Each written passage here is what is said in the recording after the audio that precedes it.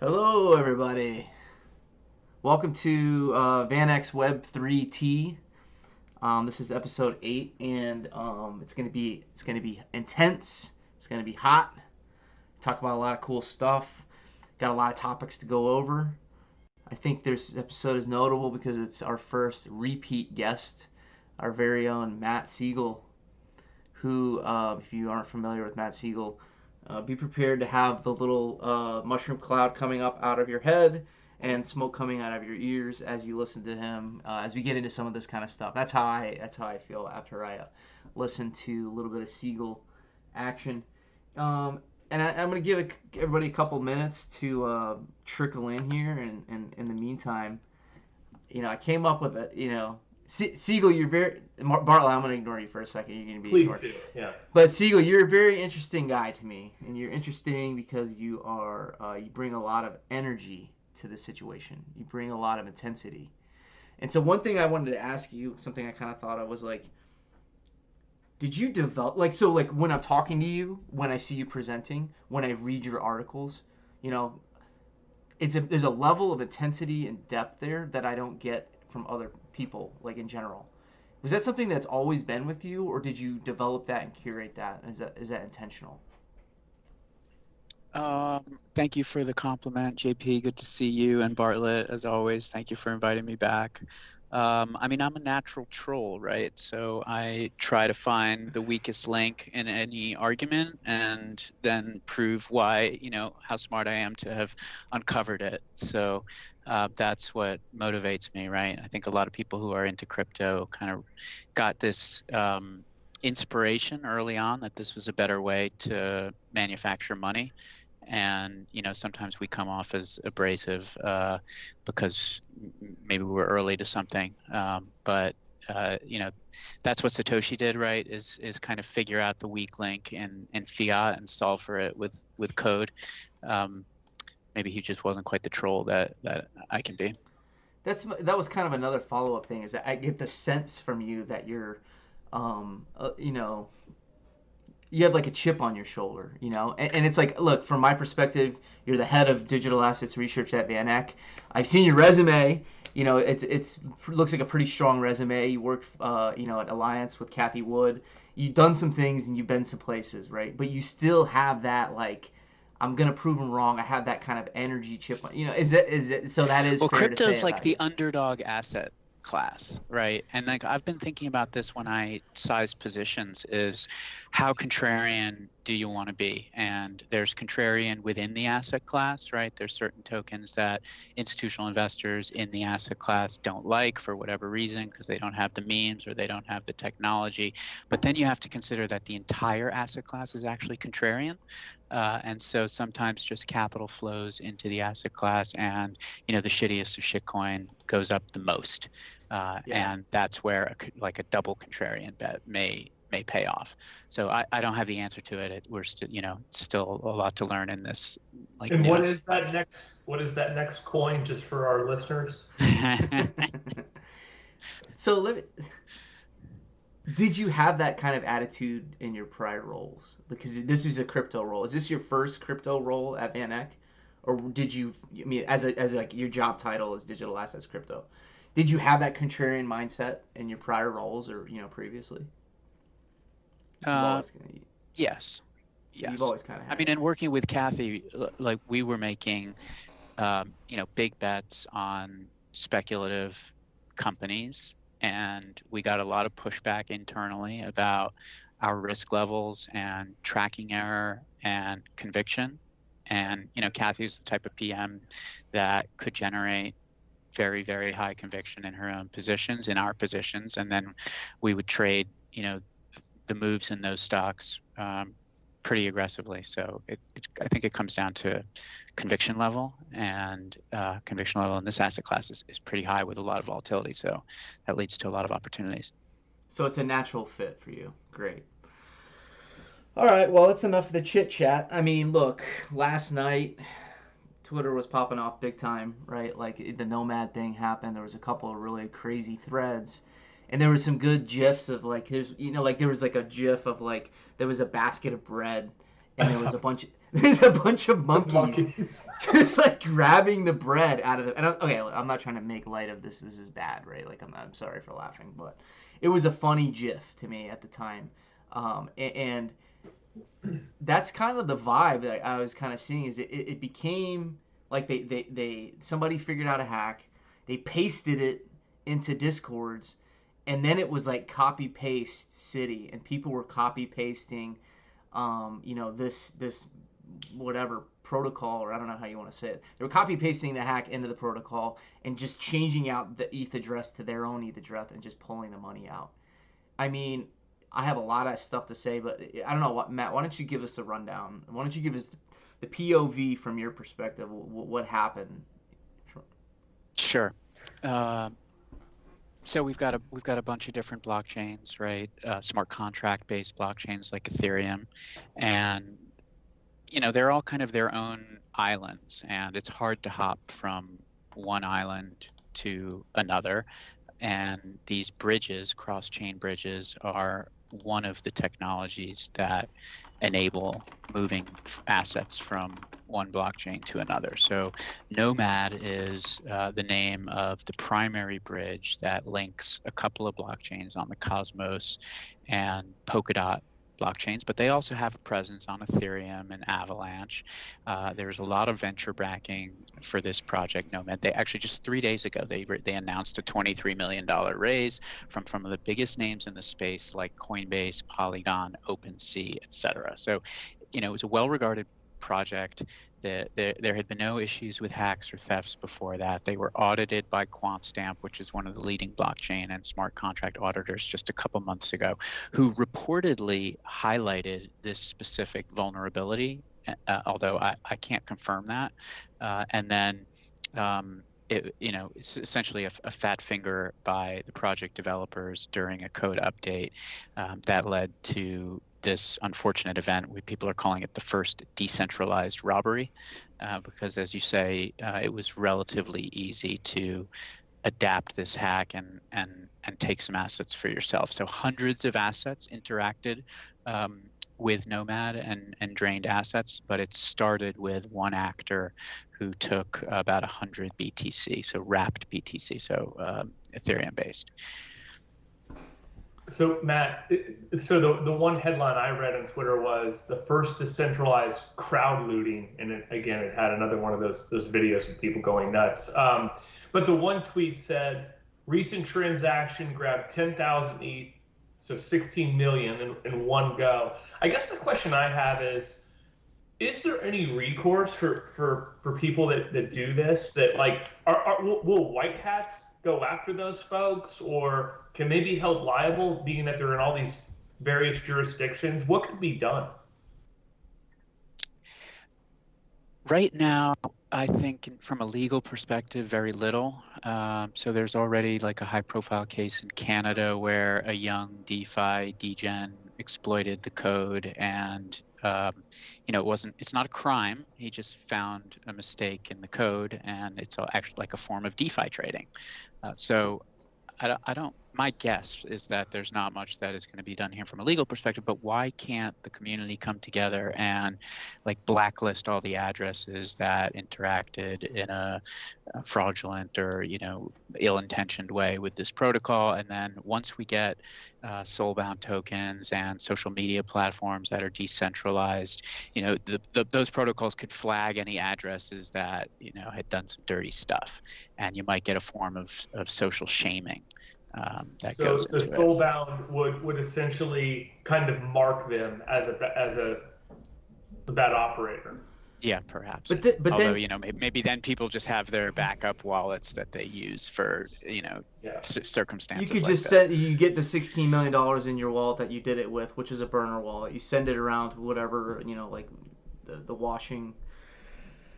But then you're fine on social media. I mean, it could be a prominent, not that any of these guys did, but it could be somebody who's like a well upstanding citizen, and this is just his burner account that did this. Like, there's no way to track it like that, right? We tracked one of the wallets that I think had 1,000 BTC from this hack. Like they just deposited in Uniswap, so that's not a very privacy preserving move on that person's part. And They could just be playing a waiting game. Let me stick it in Uniswap for a year, earn some interest. People are going to stop talking about this, wait for another big hack day, and then move the funds and hope no one Isn't that notices. what some of the other hacks have happened to, where they do that, where they park it and then like 5 years later they'll be like, oh, this address is starting to kick out stuff, so it's not like it goes away, which is interesting because you hear a lot about like when in the hearings or whatever on the congressional hearings, senators who don't know what they're talking about.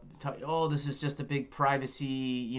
This is just people hiding. It's like everything's out in the open, right? Like, and so in some ways, I think the whole ecosystem is very easily traceable, right? I mean, is that wrong to say? Like, it's easily traceable. Then there are companies out there that are doing that. It's their whole business model is to like track and audit, stuff like this to try to track it down, right?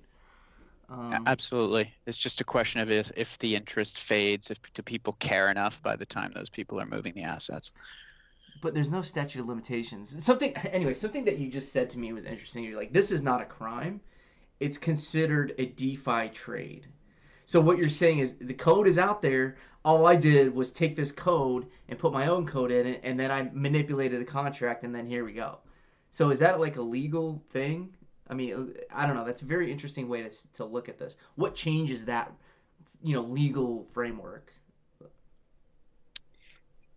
I think it's case specific, and we don't quite know yet enough to make a determination in this case, but I'll send you, actually I'll post the link once you guys move on to another topic, but there's a case in Canada which my initial reading seems similar to this, where the kid who did it wasn't charged with a crime, or he's fighting it, right? So he's just like, no, it's code. I put my code in. It's a public code, and there you go. What are you gonna do about it? Like, that's the whole point, right? And that's the whole thing. So people were like, why? And Mark Johnson, who's a sales guy at Van Eck, he just asked a question: with an event like this happening, do people get to lose faith in DeFi crypto? I mean, I think a lot of people already wouldn't even touch something like this because of incidents like this that have happened over the last couple of years, right? Like, this isn't the first time this happened. When we initially set up the show, we were going to talk about an Audius hack. Something very similar happened with the Audius hack. I think it was like $3 million, wasn't 190, but you essentially mess with the code. It was like a governance thing. So they said, no, we're authorizing the removal of these tokens, and it gets sent to me, or not me, but it gets sent to somebody, and then away we go, right? So like this seems to keep happening, and from what I could tell, there's people on the DeFi say, well, this is just growing pains, is the cost of doing business right now to achieve this permissionless decentralized finance ecosystem, versus on the other side where you have politicians I'm not going to name on the show right now because I don't want to get put on a list, but they'll say, well, no, this is why this stuff should be shut down immediately. We need to regulate these guys to high heaven, and there you go. So what happens first? I guess, does the permissionless state proliferate, or does it get regulated to zero? I think the technology improves, right? So this Nomad protocol is based on what's called an optimistic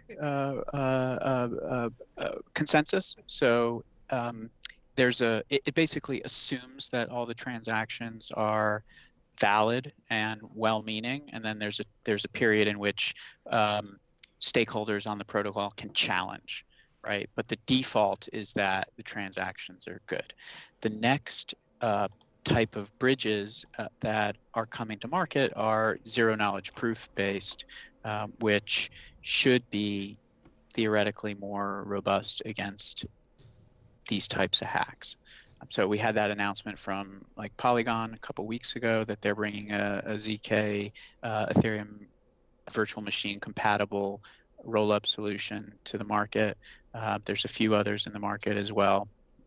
Maybe those will have more success, right? The other thing to note is that this Nomad chain, which primarily links a couple of layer ones on Polkadot with a layer one on Cosmos, Polkadot and Cosmos are in the midst of kind of upgrading their cross-messaging capability. We're going to see some interesting announcements out of both from projects on both of those chains that should just be a better mousetrap when it comes to moving assets across chain. this is a dumb question, but I'm gonna ask it anyway. So, like, why do I want to use a bridge in the first place, right? This is Avalanche and Algorand. Is that what these primarily were on Nomad? Is that what you said? Polkadot and Cosmos. Polkadot. Why do I want to mix them? Why do I want to get into any kind of bridge? If I want to go on, if I have a bunch of Polkadot and I want to go on Cosmos, why don't I just make the trade on Uniswap and then take my money and use the tokens there? What's the point of the bridge in the first place? Why do I need it? Yeah, you can't get your assets across on Uniswap unless Uniswap is deployed onto those blockchains, and they're not in some cases. So you need some type of intermediary, and these bridges. There's a few different ways that you can execute them, and they're all either computationally or resource intensive. So either you have to pass a ton of messages back and forth between the two chains, confirm this, confirm that, many confirmations of messages, which is expensive and requires a lot of compute, or you have to have trusted entities on either side who lock up assets and basically make a market as people try to swap back and forth, and that's a big financial commitment and introduces counterparty risk. So those are kind of the two methods right now. Both have their drawbacks. What is coming to market, at least what kind of some of the folks working on the Polkadot projects and the Cosmos projects are claiming is there'll be a light client, much less resource intensive method for passing a significant amount of information using messaging, but less resource intensive. And that may solve this issue. So Matt, as we think about various ecosystems tied to the metaverse, right? Different play to earn games, all trying to connect. Are we expecting to see a big increase in bridges as sort of a way to remove friction for users porting from one ecosystem to the next, like enhancing sort of the interoperability of each asset? That's precisely it. Yeah. Okay. So these bridges aren't going away. I guess that's the ultimate question for me: is these things happen? They're not going away. They're going to keep probably new ones coming out, new ones getting backed by Coinbases of the world and the OpenSeas of the world, because they're trying to build stuff bigger and they're trying to connect this project to this project that maybe are on different tokens, and you need a bridge to be able to interact between those two ecosystems. So even despite something like this, you're not like, okay, we're done here. People are going to keep working on this stuff. Very interesting. So, and which is why it's okay to have thousands of tokens. Yeah. Still, right? I mean, so one of the earliest conversations I had with you, Matt, we were talking about risks, and I was like, what's a risk for this whole ecosystem? And you kind of just offhand threw this out. You're like, well, if Bitcoin gets hacked, this whole thing is going to be a big deal, right? Like, and so is something like this, like let's say there's the most brilliant hacker, the Matt Sigel of developers out there in the world. He comes up with a way to take, like, let's say you're using a hot wallet or whatever. You code in a way to send all the Bitcoin in the world to another another wallet and pull it out of everybody else's wallet. Is that like possible? Has it just not happened yet? Like, I mean, what do you think about that? I think it's highly unlikely. This was a smart contract exploitation. Bitcoin, the code, it's not Turing complete, so you cannot have these logical loops, and Bitcoin does not support smart contracts. Okay. So, without some type of quantum computing breakthrough, or, and if there's if a bad actor wants to get their hands on quantum computing, they can hack my Chase account probably, just as easily as Bitcoin. So we got bigger problems than just Bitcoin to work with. So I think it's just a difference in architecture. So that's a great answer. Quantum computing, huh? We're entering Star Trek land. All right, that's great. I mean, is there anything else you want to say about the Nomad stuff before we move on to the next any next topics? Are you good? Topic over. Final thoughts, Sigel? Yeah. I mean, just like we can see at the price action of what, like, Polkadot is underperforming other L1s. The L1s on Polkadot, like Moonbeam and Moonriver, are down 15%, which is, it's not 60%, right? Yeah. So, and the underperformance by Polkadot is like, a couple hundred basis points versus ETH. So I think it's a negative. The market's looking to these kind of next-gen solutions, and if the underperformance went on for too long, like we might take a look at it. Right. Interesting. Great. Okay, cool. All right, you want to talk about Polygon? So you had a good webinar on Friday with the co-founder of Polygon. Is that right? And I watched the webinar and it was solid. And I don't know, like key takeaways I got. I mean, I can summarize. I'm gonna 2 sentence key takeaways is that Polygon didn't get big because they were doing something amazing, like on the developer side. Well, this is groundbreaking and revolutionary. Their big wins are on biz dev, which means they have secured relationships with Web2 companies essentially to integrate the Polygon blockchain onto their Web3 efforts, right?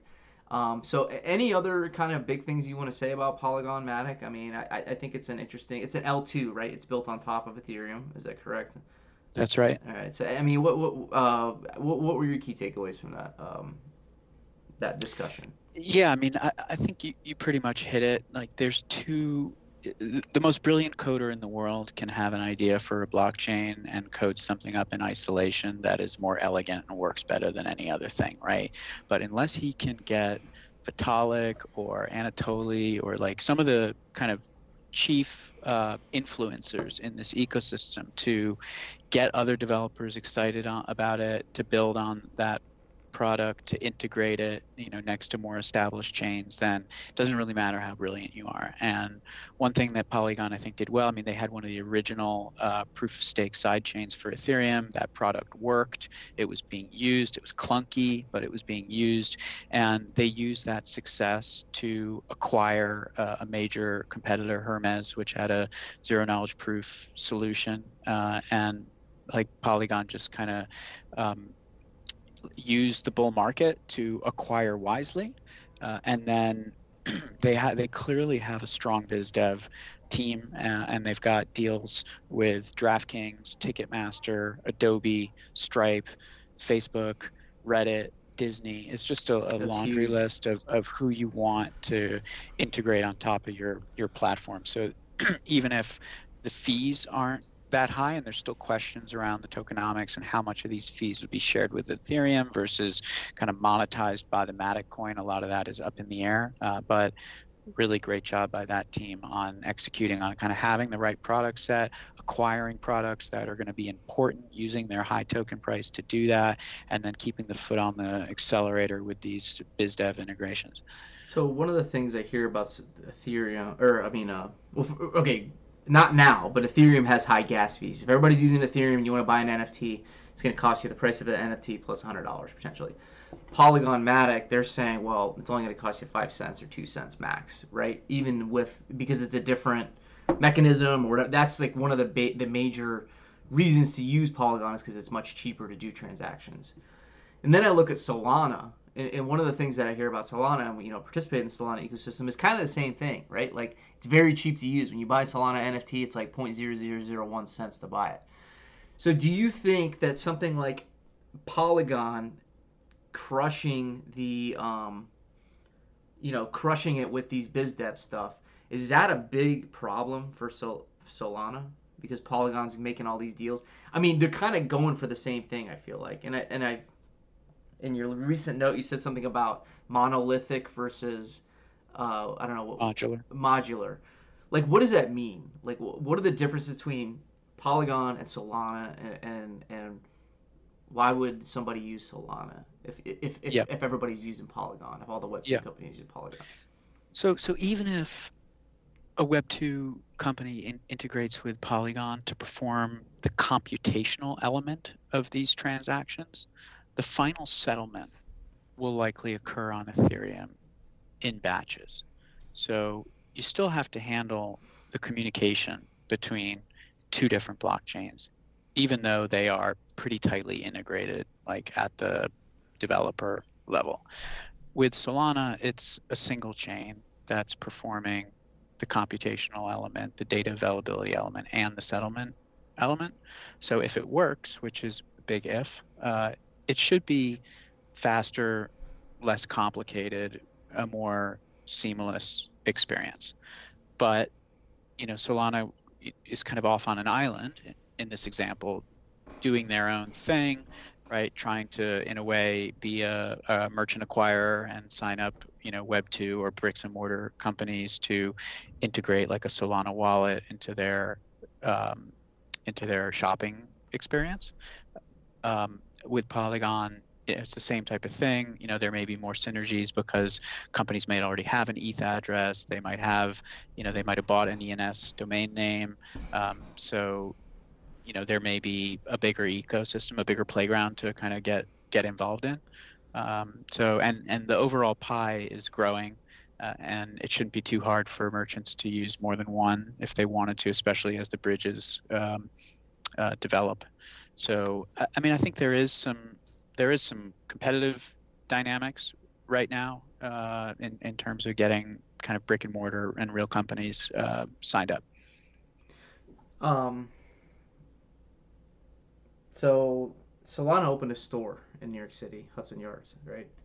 Like, Bitcoin doesn't have a store, right? I don't think Ethereum has a store. Why would you? I mean, how much? I mean, you went to it, right? Like, was it nice? I mean, is it $1 million? Is it $50,000, $100,000 a month store? Like, what's the deal? Like, how much are they spending on the store? Why do they have the store? What do they need it for? I mean, Amazon didn't have stores till recently, right? What's the point? And are we going to a new version of the Apple Store where there's a Solana genius, selling? There you got it, Bartlett. So this store, I was the second visitor. It's in the Hudson Yards shopping mall, which is on the far west side of Manhattan, which is a new central business district. There's the Metro North train line right now runs to Hudson Yards. So it's a new kind of hub for commuters. Very nice mall. They're on the second floor right next to the Blue Bottle Coffee. And the mission is basically to be your first crypto friend. That's what the store manager said. That's kind of vague, but they want to get you in the door there. And there's a little booth with like a privacy shield where you can download a Phantom wallet, which is the Solana-based wallet, and buy some USDC. So USDC can live on whatever blockchain, right? There's a USDC Nomad, which is worth 10 cents on the dollar right now after this hack. The USDC on Solana, it's worth $1. You can buy USDC on Coinbase. You can send it over the Solana network to your Phantom wallet. Okay, so you go to this store, they teach you how to download your Phantom wallet, and then there's a bunch of stuff that you can buy in the store. So Solana has just released a phone with an MSRP of $1,000. That phone, is in a case theoretically available for sale. I mean, they're not actually selling it yet, but that would be one product. There's a bunch of Solana merch. There's a bunch of like CryptoPunk type NFTs displayed nicely on the wall. So there are a bunch of products that you can buy, whether or not they're really captivating or not. This is more proof of concept, but the killer app of it is that if you use your Phantom wallet to pay via QR code in this USDC, they were giving 50% off all of the stuff in the store. So maybe they inflated the prices by 100% and then telling you can save 50. Like, there's a lot of kind of funny math going on here. But the idea is like if you can curate an attractive group of products that have both a digital manifestation and a physical manifestation and give people a discount for paying on Solana, then you can start to drive volume across your chain. You can get merchants with interesting products to use your channel as like a distribution and advertising. And if you remember, FTX hired Tom Brady's wife, Gisele Bundchen, right, the supermodel, to be the brand ambassador and to start to, I was like, people are like, what is that about? Well, I think it's about getting relationships with the brands so that when they decide how to spend their marketing dollars, they may push some of that through these blockchain type solutions and curating attractive product list and then getting people who are willing to perform a few extra clicks in order to get a discount and start to drive real volume across the Solana chain. Does that make sense? Yeah. So one question, JP. Sorry, just because I'm curious. You're saying they have CryptoPunks for sale at the store, or it's just to have it in the have the environment? I think CryptoPunks-ish. I don't think they're actually CryptoPunks. Oh, okay. I was gonna say because that's not a bad idea. They're rarely for sale. No, I think it was some pretty rare NFTs. Let me see Yeah. Because I'm like, that's not a bad idea. You have to come to the store to get something at a discount that you can't Exactly. get. I mean, that's cool. I wonder, does the store buy Exactly. the NFT and then sell it to you? Like, does the store have a wallet? You know what I mean? Okay, they're the Solana version of the Bored Apes, rather, right? Okay. Can Very you see cool. that? Yeah, Yeah. still very cool. Right. So those are for sale. Mm-hmm. Interesting. Nice frames. Yeah. Are those, what are those? What is it, Matt? Metasil? Metasil? Yeah. Maybe. I don't know if those are Metasil. It's interesting when we're talking about Those are degenerate apes on it, and they've got the Magic Eden like QR code where you can just scan Very it cool. and Yeah. look that up. It's interesting that we're talking about Solana versus ETH, because when we were doing the Van Eck NFT, the company that we were working with, Numomo, I would kind of think of them as Solana people. Rolf, does a lot of stuff on Solana. I really like Solana. So that was one of the things we were saying. Well, do we want to do a Solana wallet or an ETH wallet? And at the time, I mean, I had downloaded the Phantom wallet and I had bought some stuff on Magic Eden and stuff, and it was a little bit clunky, right? Like, it was a little kind of like, it's just not fully there yet. And I think for like new people, because part of the whole thing about the Van Eck NFT is bringing in new people, just like the store, right? Like, you're trying to bring people in and educate them and talk about what we're doing here. And it was a bridge too far to do it on Solana, I feel like. So we went with ETH, and gas prices are way down. So and we're eating the cost of that anyway. So it's all good. But so that's interesting. So Solana killers, Aptos and Sui. I don't know. You mentioned that to me. There's something coming out these are new chains that are coming out that are promising to do what Solana does even better. Is that the deal? Yeah. So essentially, when Facebook was developing its stablecoin, right? First it was called Libra, then it was called DM. Regulators got totally excited about this in a bad way and basically leaned on the company to give up the project, right? We're not going to let Facebook start a stablecoin.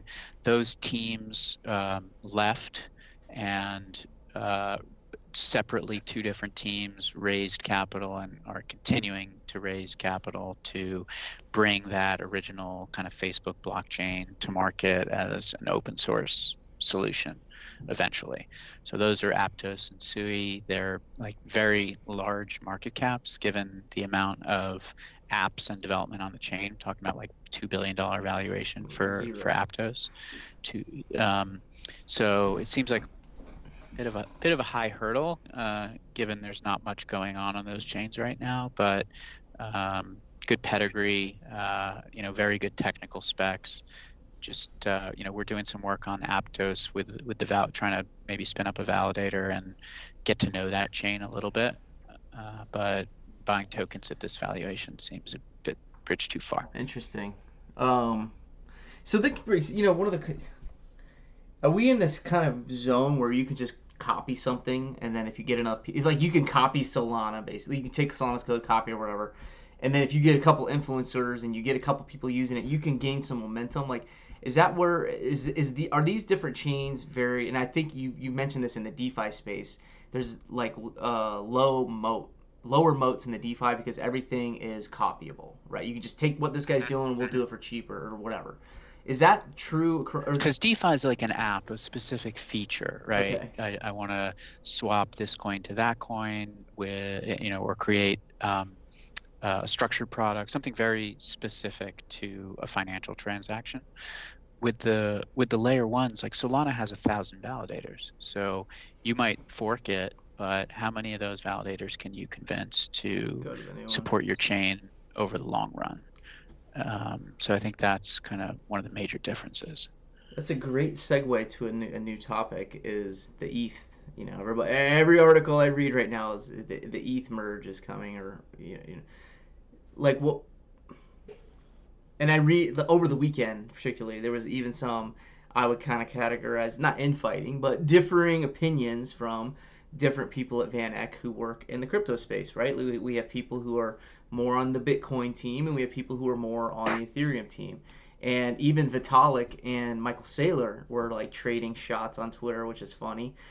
And I don't know, like I'm a guy that I just silk it all out. I read Huffington Post and I read Wall Street Journal, right? Like I read both sides of every argument because I think it's interesting. But What's your takeaway? Are you an ETH guy? Are you a Bitcoin guy? You think both can, both have valid points? Yeah, what do you think? Yeah, I'm a both guy, but I think what you're kind of hinting at, and what we just discussed with, can anyone just fork one of these projects and start their own chain with minimal innovation? Because like theoretically, the answer is yes. And when folks do that, a lot of times it leads to this kind of orphan market cap where the token gets some momentum through an airdrop, but then and you get some validators who kind of support it half-heartedly, but not really innovating on top of it, and you get a coin like Ethereum Classic, which still has, I don't know what it is, 7 billion market cap, something like that. Bitcoin Cash, right? Same thing. Yep. So what we have with ETH and the merge is that as ETH moves to the proof of stake, all these miners who have been exercising their GPUs in order to earn Ethereum, like what are they going to use those GPUs for? They can sell them in the market beforehand, say, hey, I don't need these GPUs. And we've seen like NVIDIA results are showing us that price of GPUs are coming down. So maybe there's some of that going on. They could use their GPUs to mine Ethereum Classic, which trades at $36 today. It's a $7.5 billion market cap. It exists, right? You can earn ETH Classic by repurposing your GPUs, but there will also be, when ETH transitions and hits the difficulty bomb, there'll be an orphan proof of work ETH chain called maybe ETH1, and there's been a lot of debate on Twitter around what the market cap should be of that orphan chain. Like there's some serious edge cases, like what if Tether decided to support that ETH1, right, the orphan proof of works chain, that might give it some value. There's fudsters who just want it to have values because they're pumping their bags, and that has introduced this trade where folks can buy ETH and short ETH futures. So there's a ETH futures contract that expires on September 1st. The merge is supposed to happen around September 19th. If you are long ETH and short ETH futures, then you're entitled to that airdrop, right? The orphan chain, which you could just sell, right? And then the futures price and the spot price should converge at that September date, because that's when the expiry is. And you've got this delta neutral position that is just a play on the orphan chain. But over the long run, will that chain have any innovation on it? How sticky would the miners be? Like a lot of question marks about that. Maybe not the type of trade that like long-term investors would make. So Matt, just maybe a couple of quick questions. Optimism, was that a claimable airdrop, or was that some sort of a fork?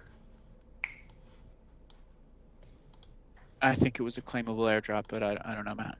Okay, and so I guess the question I have is, I feel like you rarely see, or maybe I just don't know, you rarely see airdrops that, if there's no liquidity bootstrap auction or something in the back end that causes people to stake USDC, do they ever work out? I mean, do they ever, are there any examples where you were just drop tokens? I mean, I go back to Uniswap tokens or Uni tokens, like that price went up and I had a claim, but I dumped them.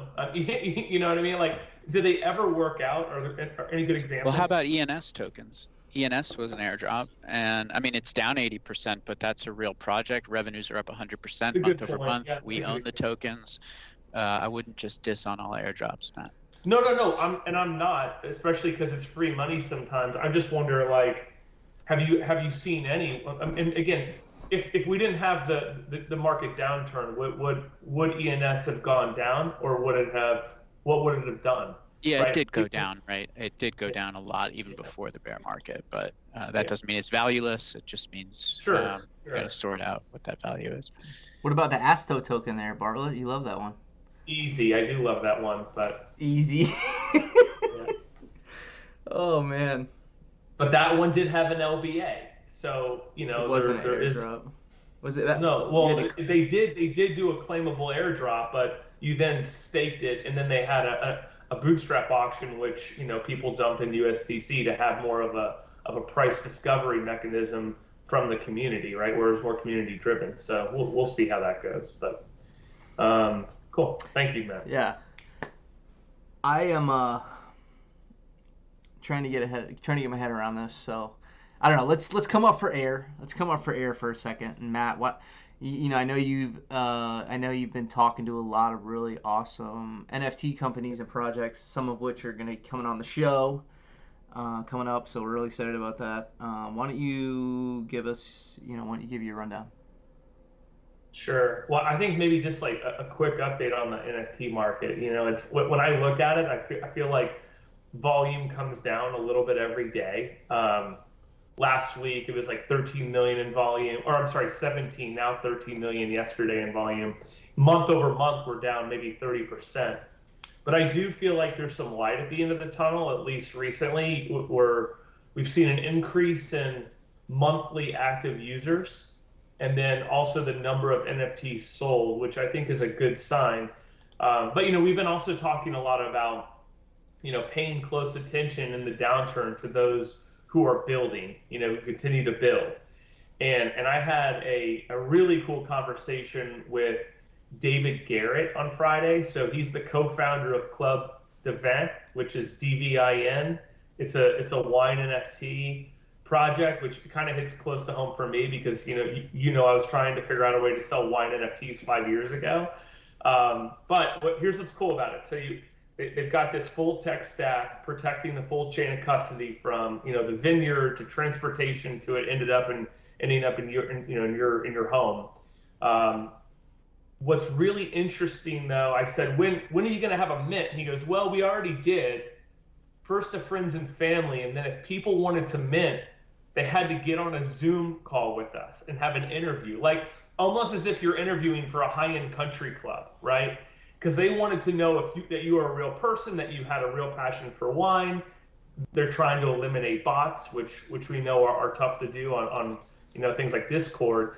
But the really cool part is that they have digital corks and digital tasting tokens. So how that works, I buy a bottle, I bring it to dinner with the three of us, right? I open the bottle. I open my wallet and there's a digital twin, a digital cork that has the sort of certificate of authenticity for that bottle, but it also is sort of its record of being on the chain. So when I pop the cork digitally, it takes that bottle, updates it on the chain to say it's been opened, but then it allows me to mint up to 12 tasting tokens. So we're sitting around the table and I'm pouring this wine, pull out my phone and say, all right, scan the QR code. You get this really cool free NFT tasting token that says, you were with me, you opened XYZ bottle at this date and time. And so now, because you have that token, you'll get invites from that vineyard. You might get invited to experiences. Just really cool. So it's like the idea of the POAP, the proof of attendance protocol, but with this really cool, almost like ticket that is the one that he actually had me scan one live on our Zoom.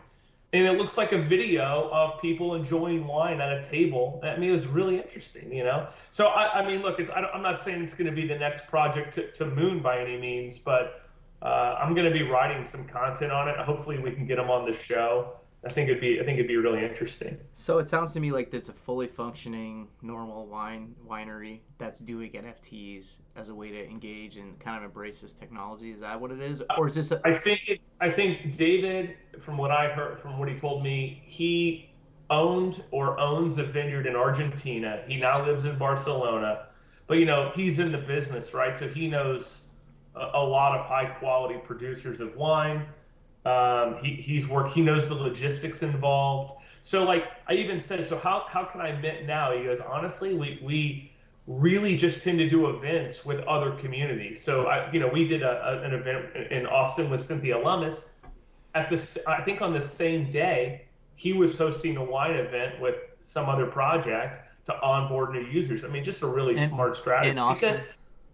in Austin, because at the end of the day, you don't want people, royalties are great and important, but you want people that really love the product you're pushing out and not just flipping the asset because it's hot for a few days. Yeah. So he's minting influencers too, right? Because whoever ends up with the most expensive or obscure wine tasting tokens suddenly has a credential of being, they absolutely someone do. who really knows wine, right? Yeah, and in fact, he's even I connected him with Jan van Eck, our CEO, yesterday, and he mentioned that he'll be doing an event during Fashion Week with Carmelo Anthony. So apparently Carmelo Anthony's a big wine guy, right? So he'll be there. But no, definitely to your point, that would be the case, Matt. Yeah, well, me and Sigel did a webinar with DJ Run from Run DMC, so there you go. We're in the mix Nice. too. Cool. All right, you want to do a giveaway? We got what, 10 people on? What's the here we go, guys. Whoever answers this question first, you get an NFT. Get ready. Yeah. So I have a Substack that I write called Blubber Notes, Alpha for Future NFT Whales. And the one that was sent out yesterday teased a game for true degens, more for fun. What was that game? And if you want to put it in the chat, you could win an NFT. First one to do it. I do want to talk about our event too coming up, JP, when we have time. Go talk. Yeah. Yeah. So just real quick for any of our community members that will be listening, September 13th, we're going to do an event with Afropolitan. So Afropolitan's an NFT project that's building one of the first ever internet countries or digital states. So they're trying to create opportunities for the African diaspora, which basically allows some of these founders and creators and investors from Africa to kind of get time with us and time with you. And these are folks in finance, tech, health, sports, media, etc. Right? So it'll be this event where we can kind of get everybody together, and we're going to hold it at the New York Stock Exchange. So for the first half, it's going to go from 3 to 6. So the first hour and a half will be the bell ringing ceremony. You'll get to go on the trade floor. A few select members, including our one community member who currently owns the Alan Turing one-of-one NFT, will actually get a chance to go on the podium as part of the bell ringing, which would be pretty cool. And then afterwards, we'll do a little cocktail reception, have some of these, creators talk and learn more about Afropolitan. So should be pretty fun. I'm going to list out the traits on Twitter for those that will get the first crack at attending. So check that out later. We got a winner, Matt. We got a winner. And we got who do we have? European sales guy. Met him. What was that? A couple weeks ago down in Orlando. Cone. Oh, great. So good. Yeah, Cone. Good. Thanks for watching. Appreciate That's huge. Thank you. Cool. So we'll get you set up. I don't know. I think we've gone over a lot. I feel pretty happy about this conversation. It was very, very lively and engaging. One more question for Matt Sigel. Personal question. I like asking you personal questions. Is this the lightning round question? I guess. And I've asked you this offline too. This is putting you on the spot. But so you went to a state school, community college that nobody's ever heard of called Harvard University, and I want to know who was like out of your class, out of the people who was like the biggest. Who went on to do the biggest things, or somebody that we might know, and give us the tea, give us the off the record, on the record, and you told me this answer, so I'm gonna see if you keep the same answer. Yeah, no, it isn't. So I guess Senator Tom Cotton would be the one from my class who probably most well known, and he was pretty intent on politics from that age. So, what I found at that school was a lot of 18-year-olds who knew exactly what they wanted to do, and I was an 18-year-old who had no idea what I wanted to do. And so it wasn't a great experience for me personally, but it's certainly, inspiring to be around people like that. Do they have cake parties at Harvard, and do you have pictures? They do, but that was before my Polaroid shots are gone. Yeah, that was like, that was analog. So that's funny you said that, because I went to the big the dork rivalry outside the Ivy Leagues is Harvard versus William and Mary. the two oldest schools in the country. They both kind of claim we were the first university, right? And I think the deal is Harvard got your charter first, but William and Mary might have opened their doors a couple months before, but we didn't get our charter for a year later. So you're the oldest, but with a little bit of a gray area. But I was the exact same way. I had a horrible experience in college. I hated it. I hated the people I went to school with. I didn't get along with anybody besides my close circle of friends. And everybody was from Northern Virginia. Everybody was from Fairfax. Everybody's parents worked at the Treasury Department. Everybody was taking business classes, and I was taking, just like you, English literature. I majored in English literature and reading poetry, and I was just like out in left field, out in outer space.